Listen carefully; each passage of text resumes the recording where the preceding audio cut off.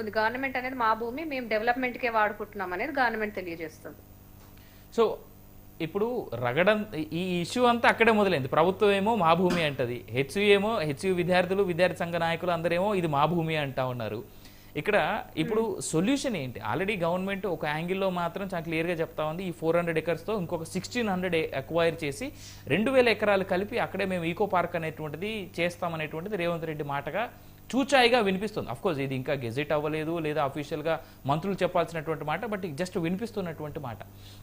ఇప్పుడు ఇలా చూసుకుంటే రాష్ట్ర వ్యాప్తంగా ఇందాక చెప్పినట్టు ఓయూ ల్యాండ్స్ కావచ్చు, కేయూ ల్యాండ్ కావచ్చు, ఇంకా మిగిలినటువంటి యూనివర్సిటీలకు సంబంధించిన చాలాటువంటి ల్యాండ్స్ ఇప్పుడు మీరు చేసినటువంటి ఈ ఉద్యమాన్ని ప్రేరేపణగా తీసుకొని ఇంకా చాలా యూనివర్సిటీలకు సంబంధించిన ల్యాండ్స్ విషయంలో కూడా పోరాడుతున్నటువంటి అవసరం ఉందని మీరు నమ్ముతున్నారా? ఇది ఈ హెచ్‌యుకి ల్యాండ్ ఇచ్చింది ఎన్ఎస్‌యుఐ ఫౌండర్ అయిన శ్రీమతి ఇందిరాగాంధీ గారే ఇచ్చారు ఆ రోజు. చదువు పర్పస్ కోసం, ఎడ్యుకేషన్ కోసం ఇంత ల్యాండ్ అనేది కేటాయించడం జరిగింది. సో మేము ఎన్ఎస్‌యుఐ అనేది కాంగ్రెస్ పార్టీ విద్యార్థి విభాగం అయినా కానీ ఫస్ట్ స్టూడెంట్స్ రైట్స్ కోసం పనిచేయాల్సి వస్తుంది. అది ఏ గవర్నమెంట్ ఉన్నా మా యొక్క కాన్స్టిట్యూషన్ చెప్తుంది ఫస్ట్ విద్యార్థుల రైట్స్ కోసం పనిచేసిన తర్వాతే ఏ గవర్నమెంట్ అయినా అని. సో మేము కూడా ఇక్కడ ఉన్న విద్యార్థుల్లో నిలబడి ఆ భూమి అనేది ఎవరి పేరు మీద ఉన్నా కానీ అది హెచ్‌యు పేరు మీద చేసేసి అకాడమిక్ పర్పస్ కోసం వాడుకోవాలనేది మా డిమాండ్. ఈ ఈకో పార్క్ ఇవన్నీ అఫీషియల్ ఇన్ఫర్మేషన్ అంటున్నారు కానీ unofficial, I mean this is yet to be come out from the government's mouth. Yes. So if అది ఇంకా గవర్నమెంట్ నుంచి రాలేదు కాబట్టి I don't want to comment, but that is not a feasible action I believe.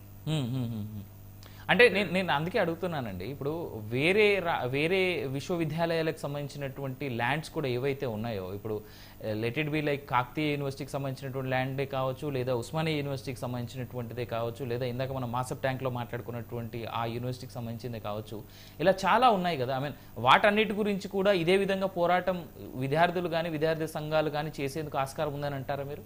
In fact JNTU లుకేటెడ్ 1972 నుంచి 80 కోట్ల పైచీలకు వాళ్ళు lease amount pay చేశారంటే it's not a small thing. 80 కోట్లు అంటే we could simply develop a great university, right, with all equipments, advanced equipments. తప్పకుండా వాళ్ళ అన్ని యూనివర్సిటీస్ లో కూడా ఎడ్యుకేషన్ ఇప్పుడు సీఎం గారి పరిధిలోనే ఉంది ఎడ్యుకేషన్ మినిస్ట్రీ కూడా. సో ఎడ్యుకేషన్ అనేది ఏ రాష్ట్రానికైనా చాలా ఇంపార్టెంట్. ఏదైతే అకాడమిక్ పర్పసెస్ కోసం కేటాయిస్తే మన పిల్లలే రేపు ఉద్యోగులుగా మారి వాళ్ళకి స్కిల్స్ ఉంటే స్కిల్ యూనివర్సిటీస్ కూడా డెవలప్ చేస్తున్నాం. అన్ని హెల్ప్